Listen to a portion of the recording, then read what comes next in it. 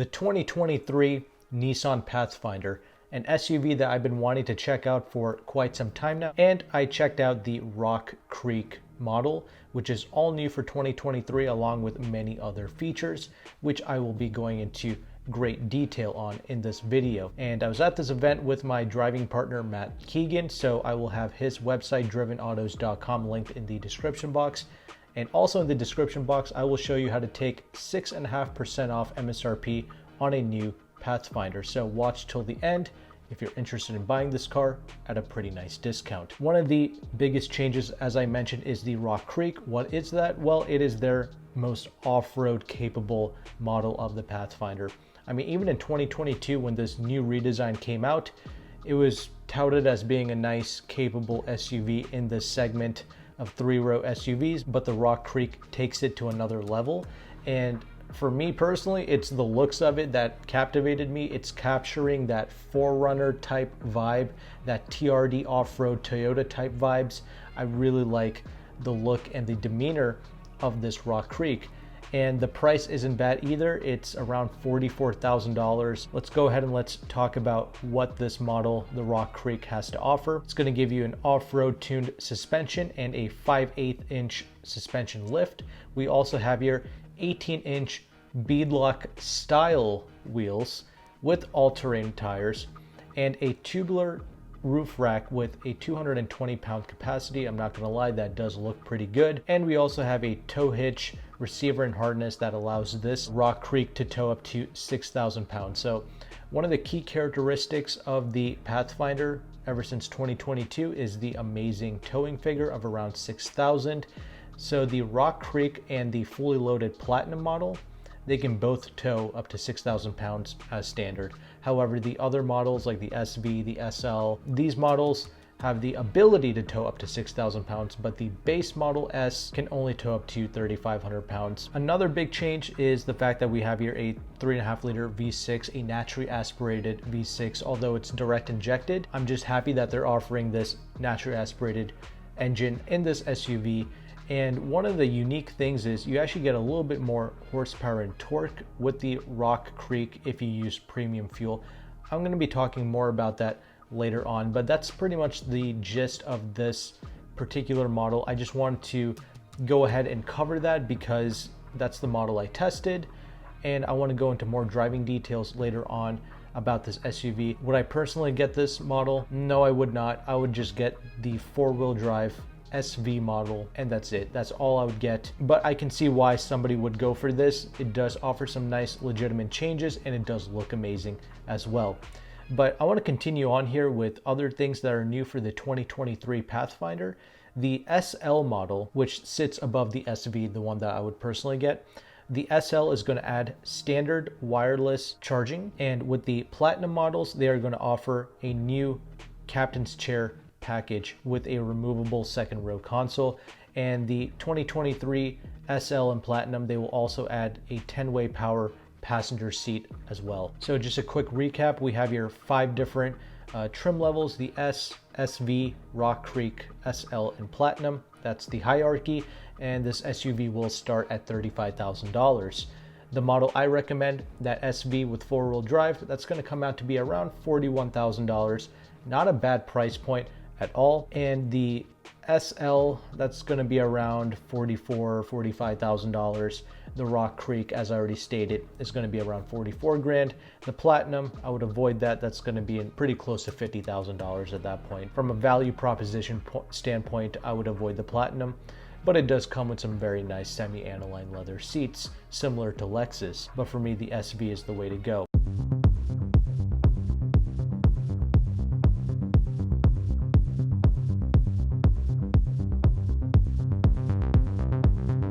I really enjoyed the smoothness of the naturally aspirated V6 engine. It doesn't sound that amazing or sonorous. They just tuned it to be hyper smooth, and that's what I like and that's what I appreciate. This engine produces 284 horsepower and 259 pounds-feet of torque. However, as I stated, there is a change for the Rock Creek.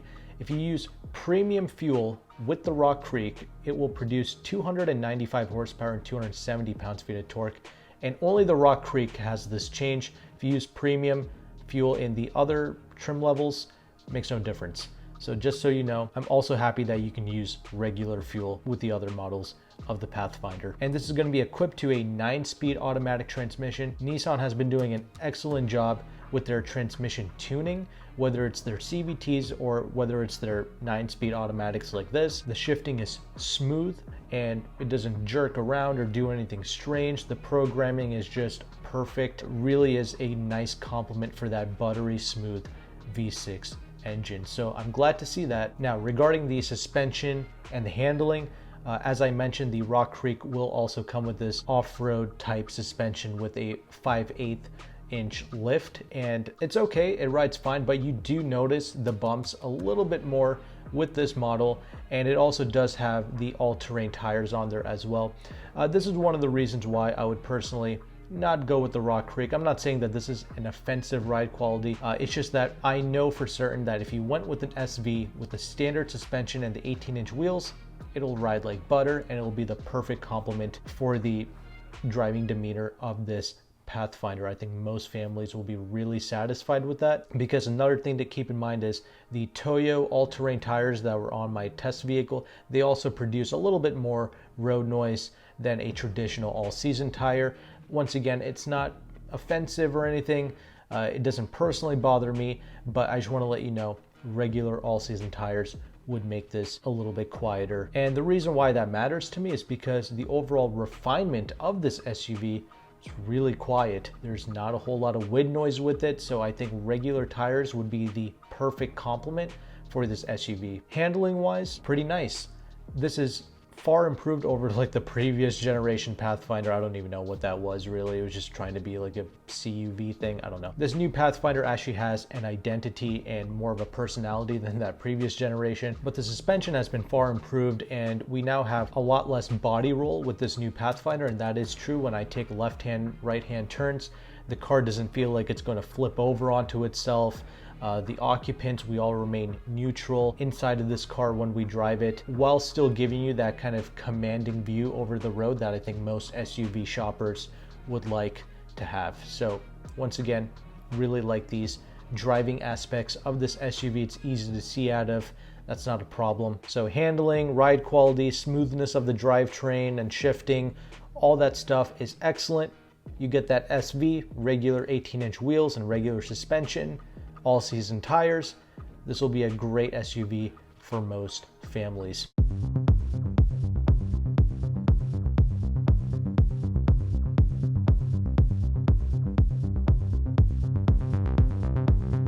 Now, with that established, let's go ahead and let's talk about these different trim levels and why I suggest getting that SV.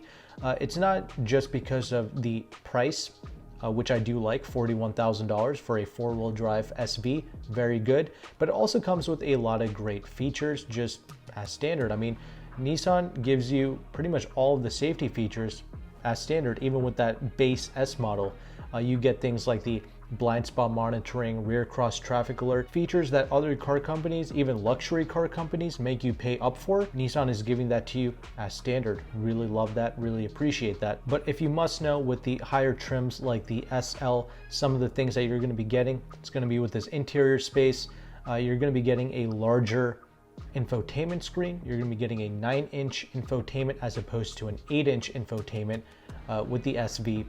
You're also going to be getting wireless Apple CarPlay and wireless Android Auto with the SL model, along with a wireless charging pad for 2023. That's another change that they made. And you will also get front and rear parking sensors with the SL. With the SV that I recommend, you're only going to be getting rear parking sensors, which is totally fine with me. Another thing, I like how the SV and the SL, they both get the Pro Pilot Assist, which is a hands-on highway assistance that uses cameras and radars to help keep you in your lane and all that good stuff. Once you step up in trim level, you can also get the Pro Pilot Assist with navigation, so it'll use the navigation information to help it slow down, speed up, whatever, during curves that you might come across on the highway. And another thing that the SV is missing is the HomeLink system, so you don't get that built-in garage door system. You have to step up to the SL to get that. The SL will also come with leather seating as opposed to the cloth seats found in the in the SV. I personally don't mind having cloth seats in a vehicle like this. That's totally fine. And as standard, the SV and the SL, they'll both be towing up to 3,500 pounds just as a regular model. But once you get the premium packages, then you'll also get a transmission cooler, and that will enable these SUVs to tow up to 6,000 pounds. So if you want, you can pay up 2 to 3 grand for the premium model for the SV and the SL, and that'll also give you other features like with the SV, I think you get like an electronic lift gate. With the SL premium model, you'll also get 20-inch wheels, which I would personally rather avoid because I'd rather have the softest ride quality possible. And I think you'll also get the 13-speaker Bose audio system if you get the premium SL. So you do get other features along with the transmission cooler. Up to you if you want to pay up for that. I would personally just not get it. Because I don't tow, personally, I don't tow anything. I'm okay with not having that. So those are your main changes there. Obviously, you know what's up with the Rock Creek, and with the Platinum, you're just going to get nicer semi-aniline seats. The 13-speaker Bose audio system, you can get that as standard with the Platinum, and you'll also get heated and cooled seats for the front. Nice luxury features, but for me, this is a family car. I'd rather keep the price low, and that's why I recommend the model that I recommend. These SUVs are rated to do around 21 mpg in the city and 27 mpgs out on the highway. Definitely not bad. Most importantly for me, I'm just glad that I can use regular fuel. And I think these SUVs have an option of getting some type of Wi-Fi hotspot as well. Now let's go ahead and let's talk about the interior space.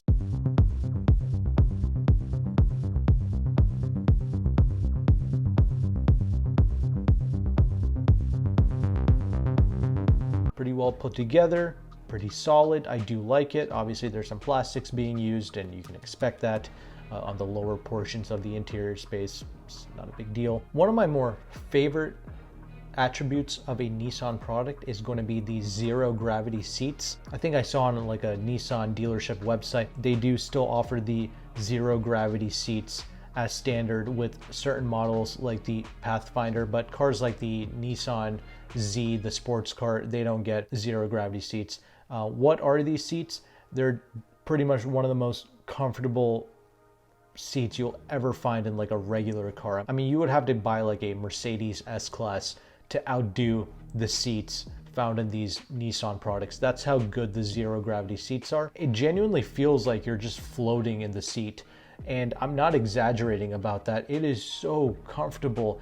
At first I thought zero gravity was some stupid marketing ploy until I actually tried it out for myself. It's so well done. I really appreciate it. Very non-fatiguing on a long trip, and you couple that with this extremely quiet cabin space with minimal wind noise. It's really nice. You do get a leather wrapped steering wheel even with the SV models. There will be an available 12.3 inch full color digital dashboard and an available 10.8 inch heads up display if you're into all that. As I mentioned, the more base models like the SV, they're going to be getting the 8-inch touchscreen as opposed to the 9-inch found in the SLs and the Platinums, etc., with the wireless Apple CarPlay and wireless Android Auto. The 13-speaker Bose audio might be worth paying up for.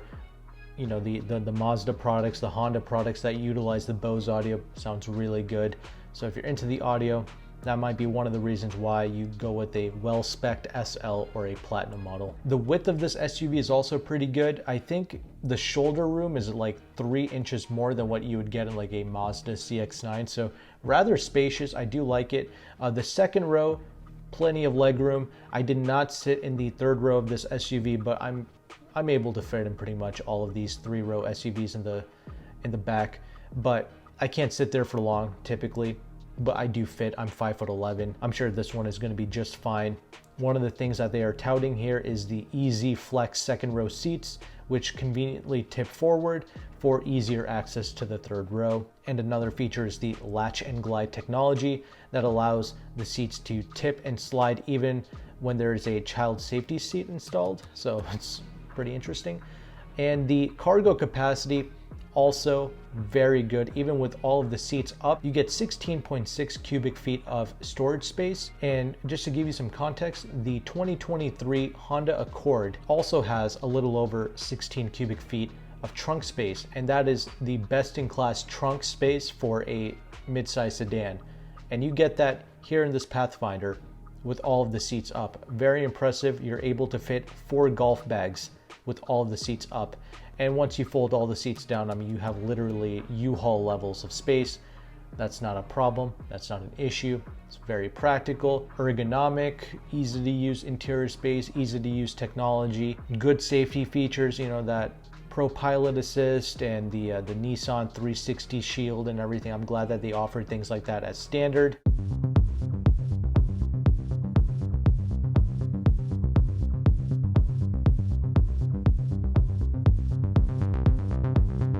So overall thoughts, really refined SUV, really smooth with the drivetrain, highly recommended, one of my more favorite options, and I do think that this is worth paying up for compared to a Rogue. So if that's what you were looking into, I do think that a Pathfinder is worth the money. Would I personally buy it?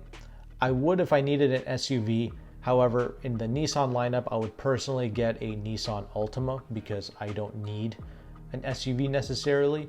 So I would get the larger discount, buy the cheaper car, and I would just go with the Altima. Actually, I would go with the Altima SL. I would get a fully loaded Altima because that will come with laminated glass, so it's going to be extra quiet and it's going to ride really well. And it's also very spacious as far as sedans go, but it's still going to be cheaper than an SV four-wheel drive Pathfinder. I promised you that I would show you how to take 6.5% off MSRP on a new 2023 Pathfinder and around 8.25% off on a new Altima. Well, how can you do that? Well, I partnered up with a leasing broker known as LeaseCompanion. They are located in Washington, DC. They broker these really good lease deals on new cars. It's pretty much the only way of getting a decent deal in this day and age, in this market. Back in the glory days, I was able to negotiate a lot of these deals that these brokers are offering on my own, but nowadays it's impossible because the reason why they can continue giving these deals is because they operate at a high volume level. They do a lot of business with the dealerships up north. So they can get you these discounts, and I think on an 18-month lease, we're talking about around $500 a month, maybe a little under $500 a month for an SV all-wheel drive Pathfinder. One of the things I like about these new Nissans is the fact that their leasing programs are rather interesting. They're really good. What they do is they ramp up the interest rate to like 7 or 8%. And I know that sounds pretty bad, but what they do is they set the residuals all the way up. So on an SV all-wheel drive 18-month, 10,000 mile lease, the residual is set at like 89%. So what that equates to is 11% worth of depreciation in 1.5 years. That's pretty good. So you still get to enjoy a low monthly payment. And that's one of the reasons why I would personally go with an Altima, a brand new one, because the MSRP of that car is already lower and you get a larger discount at 8.25%. So the payments are really affordable. You're driving a brand new car. It's pretty much no risk. This is pretty much the only way I would buy a new car. Take it for what it is. Use them if you want or don't. Doesn't really matter to me. But if you need a new car, I will put all of LeaseCompanion's information down in the description box below. You can talk to them about that. You can arrange shipping. So with all that, thank you for watching. Hopefully you found value with this in-depth Pathfinder video. I'll have the next video on the end screen here. Thank you for watching. Take care and goodbye.